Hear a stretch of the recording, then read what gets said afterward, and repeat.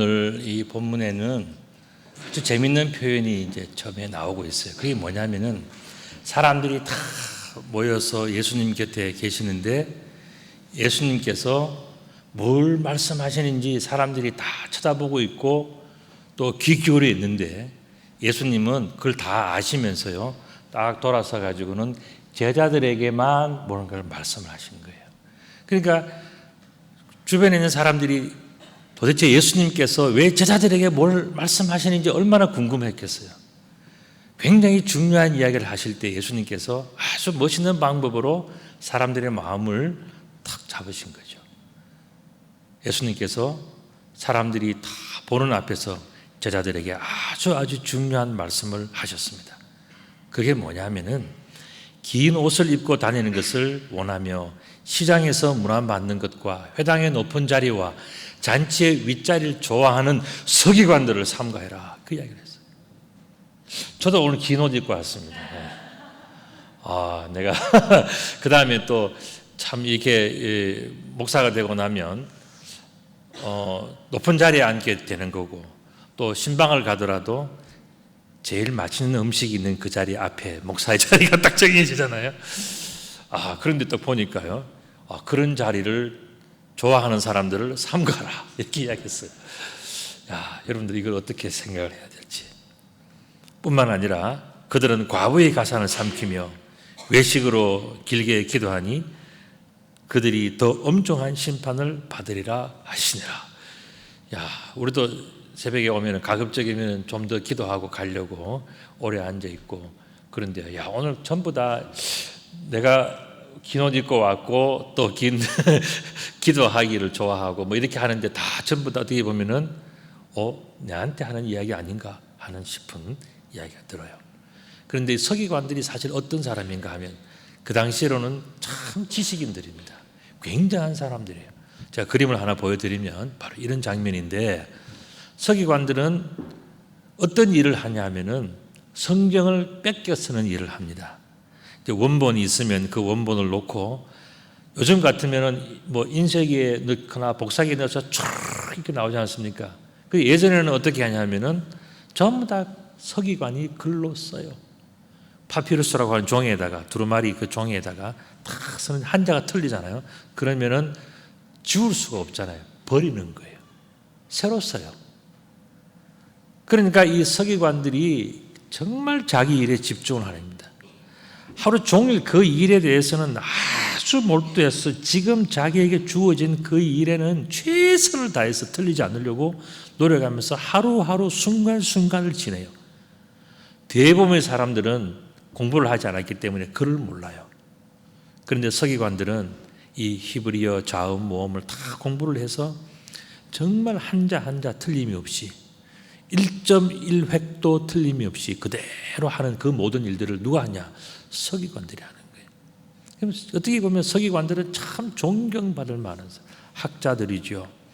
똑똑하기 때문에 동네에서 가난한 사람들, 어려운 사람들, 그런 사람들 뭐 재산 상담하러 오고 뭐라고 하면 다 유식하게 성경에 있는 말씀 가지고 다 해주니까 정말 이 사람들은 똑똑하고 유능하고 자기 일에 퍼펙트하고 직업인으로서도 최고의 사람들이에요. 그러니까 이만한 사람들이 세상에 없는데 예수님은 그런 사람들을 삼가하라 이 말씀하셨어요. 다음 그림도 보시면요, 서기관들은 그래서 어디든지 가면은 대우받는 자리에 앉아 있었습니다. 책 한 권 탁 책이 뭡니까? 자기가 그렇게 정성스려서 수없는 시간을 탁 해서 한국 탁 들어가면 사람들이 그것만 봐도 와 저걸 어떻게 썼지? 저의 어려운 거를. 그래서 사람들이 전부 다 대단하게 생각하는 사람이 누구냐? 서기관이에요. 다음 그림도 보면요, 이 사람들이 나가서는요, 그냥 나가는 게 아니고 탁 나갈 때는 옷을 탁 입고 나가면요, 사람들이 전부 다 고개를 숙여요. 대단한 사람이 왔다고. 굉장한 학자요, 굉장한 전문 지식인들이요. 모든 사람들은 다 모르는데 이 사람들은 다 알아요. 더군다나 하나님에 대해서 다 알고 있어요.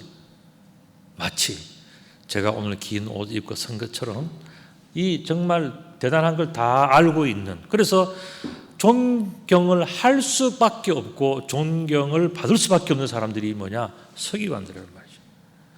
그런데 예수님께서는 저런 사람들을 삼가해라 이 말씀을 하셨어요. 왜 그랬을까? 질문이 하나 있어요. 예수님께서는 무엇 때문에 서기관들을 삼가라고 말씀하셨을까? 아까 내용이 나왔잖아요. 우리 한 6가지 정도 종합해보면 긴 옷을 입기를 좋아해서 그런가? 아니면 시장에서 문안받는 것 때문에 삼가라 그랬나? 아니면 회당의 높은 자리를 늘 생각하고 남들은 감히 그 회당에 못 갔는데 그 서기관들을 어떡합니까? 거기가 저도 자리가 턱 있고 또 잔치의 윗자리, 잔치의 윗자리는 어떤 자리인지 아십니까? 아까 말씀드렸죠.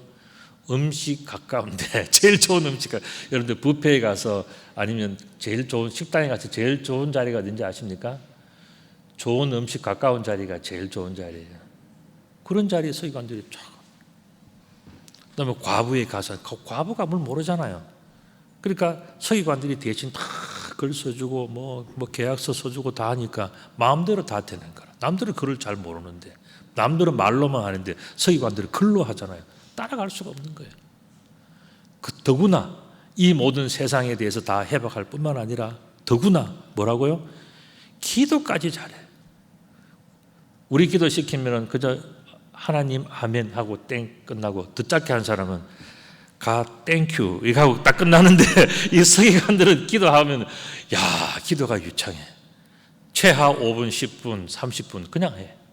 그러니까 이런 사람들이 얼마나 존경받아야 되겠습니까? 그런데 예수님은 삼가해라 그랬단 말이죠. 만나지 마라. 신경도 쓰지 마라. 배울 것도 없다. 그 이야기 하죠. 야 도대체 이게 뭐죠? 궁금하지 않습니까? 그 정답이 21장부터 나와요. 이제 20장 마지막에 그 장면인데 21장 1절에 보면은 예수께서 눈을 들어 부자들이 헌금함에 헌금 넣는 것을 보시고 그랬습니다. 예수님께서 뭘 보고 계시다는 거예요. 자, 부자들이 헌금 넣는 장면 보시면, 부자들은요 헌금 넣는 것도 달라. 우리는 지금 뭐 들어오면서 헌금함에 넣거나 아니면 주일날 헌금 주머니에 넣기 때문에 소리도 안 나요. 그죠? 근데 옛날은 어떻게 하면은 미국 교회 가니까 쟁반에 하더라고요. 쟁반에. 그러니까 얼마인지 다 보여. 그 다음에 또 옛날에 그 회당에서 어떻게 하면은 이런 성전에 들어갈 때 헌금함이 있어요. 저런 그릇 같은 있으면 거기다가 다 보이게 다 해서 이제 좀 흔들어 가면서 그래서 쫙 이렇게 그러면은 부자들은 뭡니까? 돈 떨어지는 소리가 길죠. 그리고 또 뭐냐면 돈이 어떤 돈이 떨어지는지 주변의 사람들이 다 보여. 얼마를 넣는지를 다 보인단 말이죠. 그 부자들은 그걸 아주 낙으로 생각하는 거예요. 아, 내가 교회 가가지고 오늘 착 해서 착 하는 거, 이거 얼마나 멋있습니까? 부자들은 근하게 사는 거예요. 야, 다음 그림도 보면요, 저 표정 한번 보십시오. 야, 정말 내가 이 정도다. 너희들은 이런 소리 낼 수 있냐? 나는 이만큼 낸다. 쫙 할 때 저 본인도 기쁘고 주변 사람들이 와, 정말 인생의 그 행복이 다 저 얼굴 속에 들어있지 않습니까? 그런데 또 한편으로 오늘 본문 2절의 말씀 보면 또 어떤 가난한 과부는요 전혀 반대예요. 2렙돈을 넣는 것을 예수님께서 보셨어요. 그러니까 부자들이 헌금하는 걸 보셨고 어떤 과부가 2렙돈 내는 걸 봤단 말이죠. 둘 다를 보셨어요. 그러니까 그 과부는요 참 2렙돈, 이 렙돈이라고 하는 것은요 렙톤이라고 하는 그런 단어예요. 이건 뭐냐면 1.7g의 구리 동전. 여러분들 1.7g 같으면요 제가 보기에는 우리 1원짜리 동전 있지 않습니까? 그 정도 되는 무게예요. 아주 가벼운 거. 기껏 해봐야 10원짜리 하나도 안 될 거예요 아마. 그런 것 딱 들고 그걸 가지고서 냈단 말이죠. 야, 남들은 막 금전인지 은전인지 뭐 쫙 떨어지는 소리가 들어보니까 쪼르륵 가는데 부자들은, 이 사람은 뭐냐면 딸랑 2개 들어보니까 소리가 너무 가벼워. 야, 저거는 뭐 제일 하찮은 돈, 렙돈 1개, 2개 끝이네. 이게 전부예요. 이 과부가 내는 돈은 이게 전부란 말이죠. 여러분들은 이걸 보고 어떻게 생각하십니까? 그런데 예수님이 이렇게 말씀하셨어요. 이랬을 때 내가 참으로 너희에게 말하노니 이 가난한 과부, 겨우 달랑 2렙돈 낸 이 과부가 다른 모든 사람보다도 더 많이 넣었다, 이 말씀을 하신 거예요. 여러분들 이게 이해가 갑니까? 저는요, 이 말씀을 읽으면서 우리말 중에 여기에 딱 맞는 말씀을 하나 생각을 했어요. 그게 뭐냐? 예? 하는 거예요. 우리말에 참 좋은 단어가 많아요. 예, 재밌는 단어가. 뭐냐 하면은 뭐가 모를 때는 예? 하는 거, 이 단어. 우리는 참 한국말은요, 굉장히 세계에서 최고로 훌륭한 우리 그 말이 한국말이에요. 한국말. 근데 예? 뭐냐? 모르겠다는 거죠. 뭐지? 하는 게 다 들어있는 엄청나게 좋은 단어예요. 엥? 자, 예수님께서는 어떻게 했습니까? 분명하고 자세하게 확실하게 가까이에서 다 2가지를 다 보셨지 않습니까? 그런데 보시고 하시는 말씀이, 야, 부자가 많이 냈다, 부자가 훌륭하다, 부자가 뭐 대단하다, 이렇게 하셔야 되는데, 뭐냐면은 이 겨우 달랑 2개 낸 이 사람이 다른 모든 사람들보다 더 많이 냈다. 거기는 부자도 있었는데, 다른 사람도 있었는데, 다 모든 사람들보다도 제일 적게 난 사람 보고 오히려 더 많이 냈다. 이러니까 예수님 뭐 잘못 보셨나? 뭐가 잘못됐나? 예수님 뭐 실수하셨나? 이런 생각이 들 정도로 이것은 참 이상한 표현이란 말이에요. 저도 사실 이 본문을 옛날에 참 이 도대체 무슨 말인지 잘 몰랐어요. 다 보셨을 텐데 왜 그랬을까? 예수님은 왜 이 가난한 과부가 다른 사람보다 더 많이 넣었다고 말씀하셨을까? 여러분들 성경 이 말씀을 많이 접해 보셨잖아요. 한번 생각해 보셨어요? 적게 낸 사람이 어떻게 많이 냈다고 이야기하는가? 오늘 본문 4절의 말씀 보면, 저들은 그 풍족한 중에서 헌금을 넣었거니와 이 과부는 그 가난한 중에서 자기가 가지고 있는 생활비 전부를 넣었다. 야, 그러면 생활비 전부를 넣었기 때문에 그러면 많이 넣었다고 한 거냐? 넣어봐야, 많이 해봐야 2렙돈밖에 안 되는데 그게 어떻게 많으냐? 논리가 맞지 않잖아요. 왜 그랬을까? 생각해 보면은 풍족하지는 않지만 어쨌든 간에 헌금을 드렸기 때문에 많이. 그러면 부자도 했는데, 다른 사람도 했는데, 그건 또 말이 아닌 것 같고. 가난한 중에서도 헌금을 드렸다. 가난한 중에서 헌금 드리면 다인가? 왜 그랬을까? 아니면 자기의 생활비 전부를 헌금해서, 생활비 전부를 해도 어쨌든 간에 2렙돈밖에 안 되는데, 안 한 사람이 있다면 2렙돈이 최고로 많이 한 사람이 되겠죠. 그런데 다른 사람 다 했잖아요. 부자는 더 많이 했잖아요. 그런데 우리가 볼 때는 제일 적게 한 것 같은데 왜 이 사람은 많이 했다라고 예수님으로부터 칭찬을 받았을까? 궁금하지 않습니까? 정말 그것이 알고 싶다. 왜 그랬을까? 결론은 그러면 헌금이라는 이야기인가? 헌금 많이 하면, 무조건 하기만 하면은 잘했다, 많이 했다, 대단하다, 그 이야기 하는 건가? 결론은 헌금인가? 저는 거기에 대해서 여러분들 어떻게 생각하세요? 저는 그것이 헌금의 이야기다. 결국 예스. 여러분들 제가 이렇게 말씀을 드리면 경상도 말로는 뭐라 카노? 이런 이야기 하실 줄 몰라요. 그죠? 이쯤 되면 막 가자는 건 아닐까요? 뭐 이렇게 교회에서 헌금만 이야기한다. 저는요, 그 이야기도 예스라고 저는 이야기를 해요. 오늘의 이야기는 사실 헌금의 이야기예요. 자, 지금 우리 시작은 뭐 예수님께서 이 서기관들을 본받지 말라 하는 그런 이야기로 시작했는데, 또 20장을 넘어서 21장에 오니까 어떻게 됩니까? 이 헌금의 이야기만 막 하면서 과부가 뭐 헌금을 했는데 적게 했는데도 많이 했다 그러고 도대체 이게 뭐냐 하는 그런 생각들이 드는 그런 본문이에요. 자, 그렇다면 오늘 그 이야기를 좀 더 살펴봐야 되는데, 또 한 가지 질문이 있습니다. 자, 그렇다면 예수님은 무엇 때문에 과부의 헌금을 칭찬했을까? 분명히 예수님은 지금 헌금에 대해서 이야기를 하시는데 무엇 때문에, 그 이유가 뭐길래 이 과부, 정말 적게 헌금한 이 과부의 2렙돈, 이걸 예수님은 칭찬하고 계실까 하는 문제예요. 여러분들은 어떻게 생각하세요? 그 문제에 왜 칭찬받았을까? 제가 힌트를 드립니다. 그게 뭐냐면은 서기관과 과부의 이 차이점을 발견해야 돼요. 이 속에 답이 있어요. 자, 그렇다면 다시 한번 본문으로 돌아가서 그 서기관은 어떠한 특징을 가지고 있었는가? 아까 말씀드린 것처럼 긴 옷을 입고 다니는 것, 또 시장에서 문안받는 것, 회당의 높은 자리에 앉는 것, 전부 어떻게 보면 서기관들이 당연히 그렇게 받을 만한 사람이, 그런 자격이 있는 사람들이에요. 또 잔치의 윗자리에 앉고 과부의 가산을 마음만 먹으면 다 뺏을 수 있는, 그죠? 말로는 이렇게 하고 글로는 다르게 쓸 수 있잖아요. 그럼 다 자기 것 되는 거야. 그걸 아는 사람이 몇 명이 없으니까. 그리고 또 외식으로 길게 기도하니까 야, 저 사람 믿을 만하다, 뭐 이런 평가도 받는단 말이죠. 이 서기관은 부족함이 없는 사람이에요. 굉장한 사람이에요. 따라갈 수가 없는 정말 특별한 사람, 그 시대로서는 정말 대단한 사람이라고 볼 수가 있단 말이죠.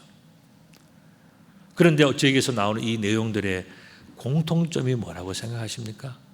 자, 금방 지나가는데 다시 한번 더 돌이켜서 보면은요, 자, 이 6가지의 공통점이 여러분들은 뭐라고 생각해요? 우리 앞 장면 잠깐 한번 보실까요? 예. 공통점이 뭐예요? 자, 긴 옷, 시장, 회당, 잔치, 과부의 가산, 외식으로 길게 기도하고, 공통점이 뭐예요? 뭐 공통점이 없는 것 같죠? 근데 제 눈에는 보여요. 뭔지 아십니까? 오직 현실에만 집중된 모습들이에요.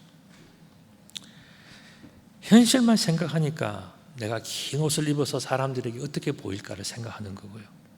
현실에만 있으니까 내가 뭘 먹을까, 어떻게 할까를 생각하는 거예요. 내가 시장이냐 회당에서 내가 문안받고 회당 높임 받는 것, 모든 것들, 그리고 남들이 볼 때 내가 기도를 길게 하는 것, 그리고 과부의 가산도 결국 뭡니까? 다 현재 속에서 일어나는 거기에 대해서는 아주 도사예요. 너무너무 잘 알아. 거기에 대해서 그러니까 집중하는, 이 사람들의 습관은 뭡니까? 늘 자기의 주어진 그 틀리지 않고 거기에 대해서 아주 집중적으로 거기에 하는 그 바로 그게 뭐냐? 이 서기관들의 직업 특성이라고 볼 수가 있어요. 자기 맡은 일에, 하는 일에는 틀림이 없이 그 일에서 쫙 그게 몰두해가지고 그것만 생각하는 사람들, 이게 서기관들의 특징이란 말이죠. 근데 과부의 특징을 한번 보실까요? 과부는요, 2렙돈을 드렸어요. 여러분들 같으면 내게 2개가 있어요. 헌금을 안 할 수가 없는 자리에 왔어. 그럼 어떻게 할까요? 2개니까 1개만 하고 1개는 남겨놔야지. 그렇게 해서 한 달을 생활을 해야 될 거 아닙니까? 이게 정상적인 생각이에요. 보통 사람들의 생각이에요. 그런데 이 2렙돈을 가진 사람은 어떻게 합니까? 자기가 가지고 있는 생활비 전부 2개를 다 넣어서, 세상에 이렇게 미련한 사람, 어리석은 사람이 있나요? 이 사람은 왜 2개를 다 넣었어요?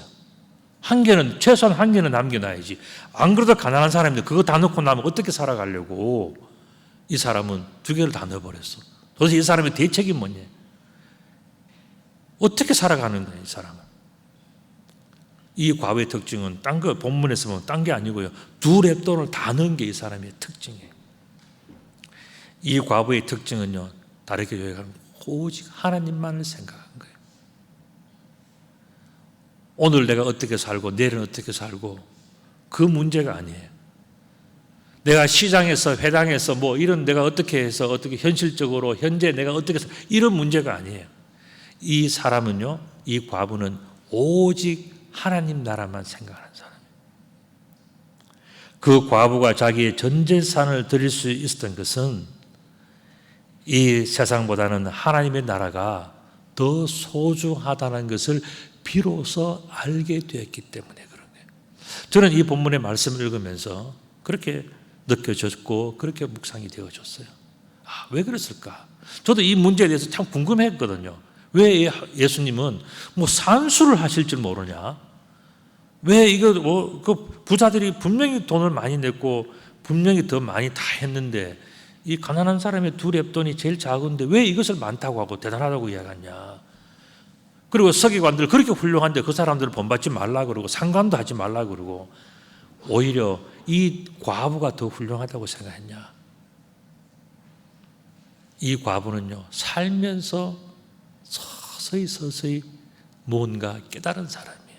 제가 보기에는.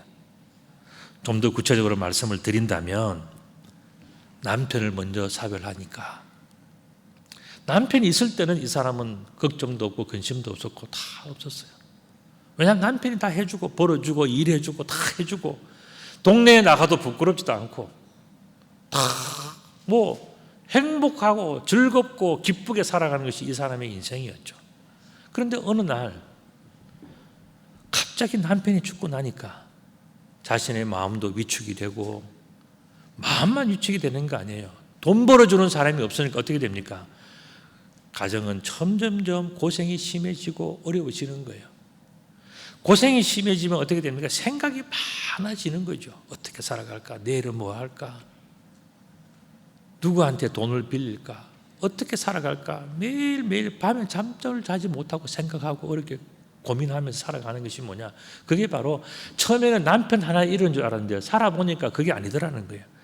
그거 하나 때문에 이것도 안 되고 저것도 안 되고 저것도 안 되고 다 안 되면서 살아가는 날들이 너무너무 힘들고 어려워서 걱정과 근심과 고민과 눈물과 슬픔과 애통함과 억울함과 그 답답함과 이런 모든 것들이 자기 생애의 전부야. 그렇게 살아가는 사람이 뭐냐? 바로 오늘 본문에 나오는 그 과부란 말이죠. 그렇게 근심하고 걱정하고 다 살고 정말 내가 살 수 있을까? 내가 견딜 수 있을까? 내일이 있을까? 그런 생각 속에서 늘 살아가다가 보니까 어느 날 하나님께서 그때 은혜를 주시는 거예요. 참 하나님께서 아직도 나를 버리지 않으셨구나. 하나님께서 내 기도를 들어주시는구나. 나는 이것으로 끝나는 줄 알았고 오늘로 끝나는 줄 알았고 이번 주는 이제 못 넘긴 줄 알았고 이달 지나면 나 다 끝나는 줄 알았는데 지난달도 지나갔어. 오늘이 마지막이, 어제가 마지막인 줄 알았는데요. 오늘 눈 떠보니까 또 오늘 하루가 있어.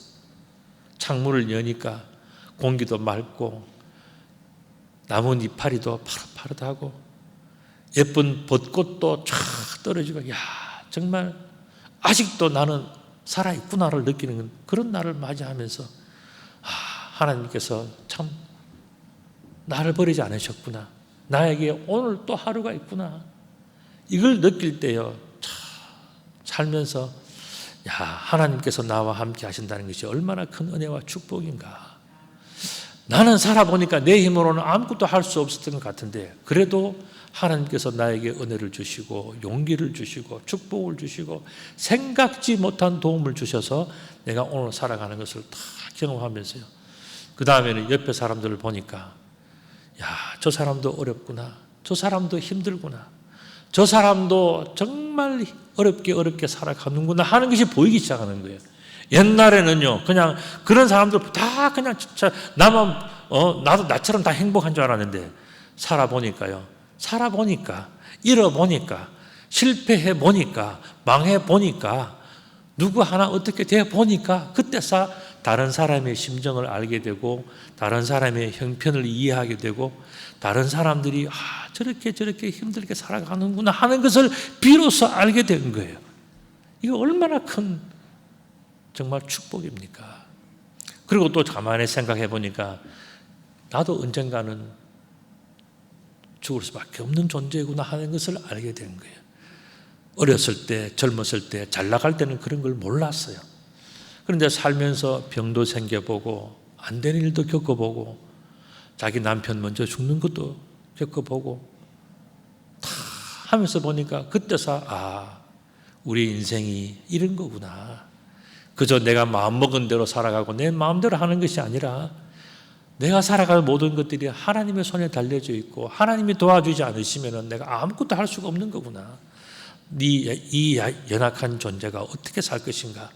그것은 하나님을 의지하고 하나님을 도움을 구하면은 하나님께서 도와주시면 살아가는 방법이 있고 하는 것을 알게 되는 거예요. 그리고 내가 죽고 나면 나도 언젠가는 내 남편이 간 그 하늘나라에 갈 텐데 나는 어떻게 갈 것인가?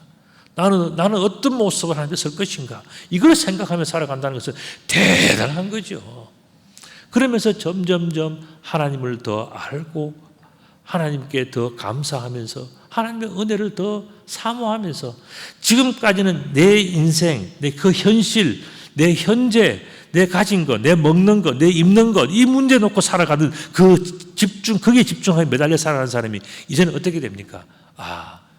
인생이라고 하는 이 조그만 흙덩이가 문제가 아니라 그 너머에 계시는 하나님, 더 위에 계시는 하나님, 더 영원하신 하나님 앞에서 나는 누군가를 생각하고 살아가는 거예요.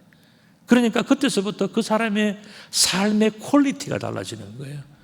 생각하는 것이 다르고, 보는 것이 다르고, 듣는 것이 다르고, 느끼는 것이 다르고, 하는 것이 다른 그런 삶을 살아가게 되는 거죠. 이 사람은 비록 과부이긴 했지만은 현실에 집착하고 현실에 대해서 막 그것만 살아가는 서기관보다 훨씬 나았던 거예요. 예수님이 볼 때는. 서기관은 지금 자기가 글자 하나 틀린 것, 세상 속에서, 시장에서, 회당에서, 식당에서 누가 더 높은 자리에 앉느냐 하는 그런 문제에 집착하고 살아가는 그 현실주의자들보다, 현실은 고달프고 어렵지만은 하나님 나라를 생각하고 하나님이 어떻게 바라보시고 하나님은 어떻게 생각하실까를 생각하면서 그게 맞춰서 살아가는 이 사람은 예수님이 보실 때는 훨씬 더 탁월한 사람이고 대단한 사람이고 아주 훌륭한 사람이었던 거지. 그러니까 인생의 진짜 맛은 언제 나오느냐?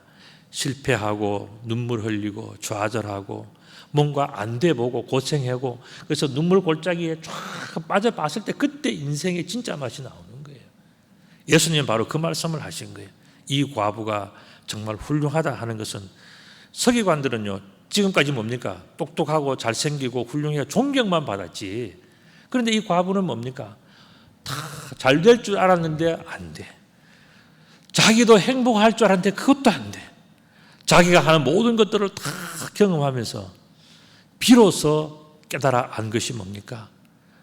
인생은 아무것도 아니구나. 인간은 그저 흙덩이에 불과하구나. 이것이 그냥 먼지로 다시 흙으로 왔다가 흙으로 돌아갈 때 결국 하나님 앞에서 남는 게 뭐냐? 이 계산법을 배운 사람이 누구냐? 바로 이 과부란 말이죠. 예수님 볼 때는 참 훌륭하다. 자기의 모든 것을 이 세상에 투자하지 않고 하나님의 나라에, 아버지의 나라에 투자할 줄 아는, 그걸 바라볼 줄 아는 이 과부가 저 서기관보다 더 낫다. 예수님 그 칭찬해 주신 거죠. 이 과부는 어떻습니까? 살면서 많은 것을 잃었어요. 하나를 잃은 줄 알았는데 살다가 보니까 그것 때문에 이것도 안 되고 저것도 다 막혀서 다 안 되는 거예요. 그러니까 이 과부는 그때서 비로소 야, 정말 지금까지 그나마 살아온 것도 감사하고, 지금 안 되지만 안 되기 때문에 내가 하나님 앞에 기도할 수 있는 것도 감사하고, 일이 안 되니까 하나님의 도움을 바라고 내가 하나님께 더 의지해서 살 수밖에 없는 그 믿음이 생길 것도 감사하고, 내가 잘 되었으면 내가 지금 하나님 믿었겠냐? 내가 잘 되었으면 세상에 저 가가지고 지금 그 현실 속에서 뭘 입느냐, 뭘 먹느냐, 어떤 자리에 앉느냐, 어떻게 살아가냐, 이 문제만 보고 살아갔을 텐데 내가 안 됐기 때문에 비로소 어떻게 됐다고요? 하나님께 집중할 수 있잖아요. 하나님 나를 생각하잖아요. 현재와 현실이 아니라 미래를 생각하고 더 높은 하나님의 나라를 생각하니까 이 과부가 얼마나 훌륭합니까? 예수님 볼 때는 야, 정말 그 고생과 눈물이 진짜 사람을 만들었구나, 진짜 하나님의 백성을 만들었구나. 그래서 예수님이 이 과부를 칭찬해 준 거예요. 이렇게 볼 때 그 과부의 헌금 속에는요 참으로 소중한 믿음이 많이 담겨져 있었던 거예요. 이 서기관은 존경받고 사랑받고 인정받고 모든 사람들이 박수 쳐주고 하니까 저는 거기에 빠져 있었던 거예요. 그런데 이 과부는 어떻습니까? 아무도 돌아보지 않아. 도와달라 해도 도와주지도 않고, 인정해달라 해도 인정해주지도 않고, 어디 가도 대접을 못 받는 사람이에요. 서기관과는 완전히 다른 사람이에요. 그런데 그렇기 때문에 이 사람이 집중했던 것은 뭡니까? 나는 하나님 앞에서 어떤 인생을 살고 어떻게 하나님 앞에서 내 인생을 마감할 것인가? 하나님 앞에 섰을 때에 나중에 나는 어떤 사람이 될 것인가? 나는 이 세상은 나를 인정해 주지 않고, 나는 이 세상에서 성공하지는 못했지만 나는 하나님 앞에서 어떤 성공한 사람이 될 것인가를 깊이 생각하는 사람이 되지 않습니까? 그러니까 이 사람의 인생 속에 참으로 소중한 믿음이 많이 담겨져 있었던 거예요. 그 눈물의 골짜기를 겪으면서, 그 고난의 시간들을 다 겪으면서 이 사람은 하나님 보시기에 너무너무 거룩한 사람, 소중한 사람, 대단한 사람, 복받은 사람, 하나님이 붙들 수밖에 없는 사람, 하나님이 축복할 수밖에 없는 사람, 하나님이 천국의 문을 열고 두 팔을 벌려서 기쁘게 받아줄 수밖에 없는 사람이 된 거예요. 이게 뭐냐? 과부가 누리고 있는 현재 그 모습이란 말이죠.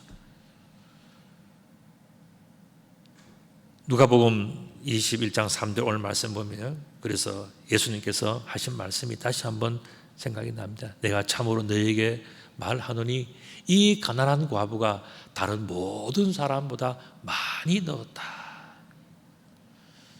예수님은 이 가난한 과부의 그 모습들을 보면서 남들에게 없는 것, 남들이 느끼지도 못하고 생각지도 못하는 그 많은 것들을 하나님 앞에 다 정말 자기의 진심으로 자기의 정성을 다해서 쏟아붓는 것을 보면서 이 사람이야말로 훌륭한 사람, 이 사람이야말로 하나님이 기뻐하시는 사람, 이 사람이야말로 대단한 사람이다. 이 사람은 정말 자신의 눈물과 그 다음에 고통과 슬픔과 괴로움과 이 모든 것들을 하나님께 그냥 그대로 다 바치면서 하나님이 기뻐하시는 사람으로 살아가는 그 모습을 보면서 예수님은 그 과부를 칭찬해 주신 거예요. 제가 오늘 그 설교하기 위해서 말씀을 읽으면서요, 제가 그 생각이 언뜻 났어요. 뭐냐 하면은 침대는 가구가 아니다 하는 이야기. 여러분들 초등학교 아이들 하는 그 이야기 중에서요, 시험이 나왔는데 다음 중 가구가 아닌 것은 하니까 애들이 전부 다 침대에다가 체크했다는 거 아니겠습니까? 여러분들 침대는 가구가 아니다 하는 그런 카피라이트가 있는데 저는 오늘 이 말씀을 읽으면서 이렇게 한번 결론을 내봤어요. 뭐냐면은 헌금은 물질이 아닙니다 하는 거예요. 헌금은 뭐냐? 헌금은 내가 하나님께로 가기 전에 내가 먼저 하나님께서 써서 보내는 감사와 사랑의 편지가 바로 헌금이에요.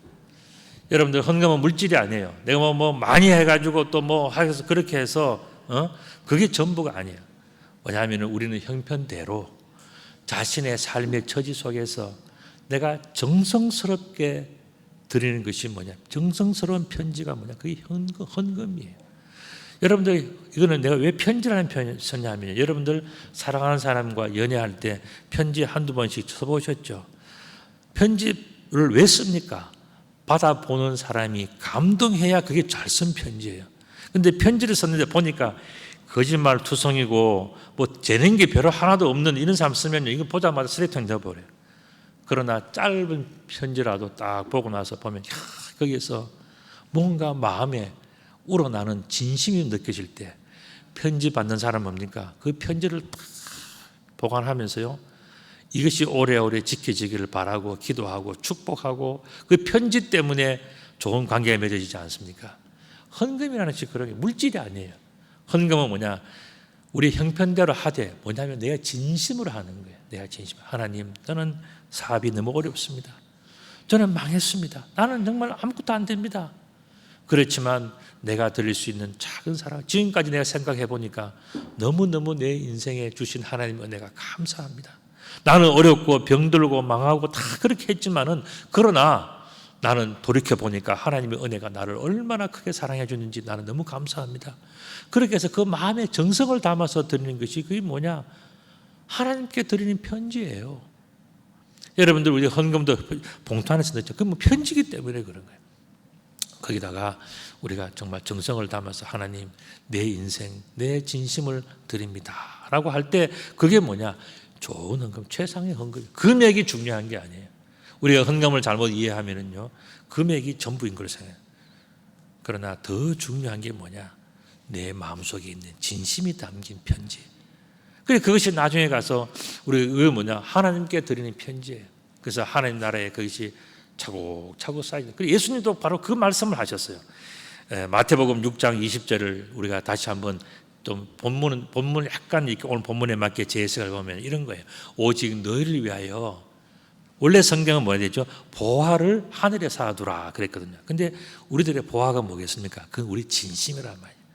우리의 감사, 우리의 사랑, 편지, 바로 그런 거죠. 오직 너희를 위하여 하나님께 드리는 정성스러운 편지, 진심의 편지를 하나님께 자꾸 보내는 게 뭐냐? 그게 헌금이에요. 그게 편지예요. 하나님께 드리는 편지. 그 하나님 나라에 가는 그 편지는 거기에는 좀이나 동록이 해하지 못하며 도둑이 구멍을 뚫지도 못하고 도둑질도 못하는, 그 말은 뭡니까? 하나님이 우리의 정성스러운 편지를 그대로 받고 있다는 거예요. 오늘 본문에는요, 가난한 과부의 두 렙돈의 이야기예요. 헌금을 많이 하라는 이야기가 절대로 아니에요. 헌금은 뭐냐? 진심으로 한다는 거예요. 그런데 여러분들 헌금만 진심이겠습니까? 그게 아니라는 거예요. 우리의 신앙생활이 하나님께 드리는 편지예요. 그렇기 때문에 우리가 나는 왜 성공하지 못했습니까? 나는 왜 못생겼습니까? 나는 왜 가난합니까? 나는 왜 몸이 약합니까? 나는 어떻습니까? 그런 이야기보다 더 중요한 건 하나님, 나를 받아주셔서 감사합니다. 부족하지만 하나님께서 나를 받아주셔서 감사합니다. 나는 하나님 때문에 감사하고 나는 하나님 때문에 행복합니다. 이 이야기 뭡니까?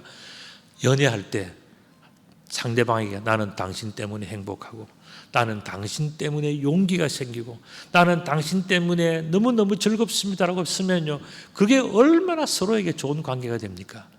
우리는 하나님께 그런 편지를 써야 되는 거예요. 하나님 감사합니다.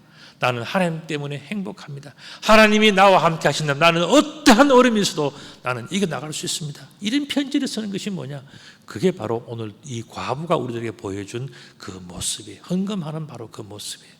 오늘 그와 같은 믿음으로 다시 한번 승리하시면서 남은 인생을 하나님 앞에서 멋진 편지로 아름답게 써내려 가시는, 그래서 그 편지가 하나님 앞에 많이 그 감사의 소식, 감사의 표현, 행복한 표현들이 하나님 앞에 많이 쌓여져 가는 그런 귀한 성도님들 다 되시기를 우리 주님의 이름으로 축복합니다. 아멘.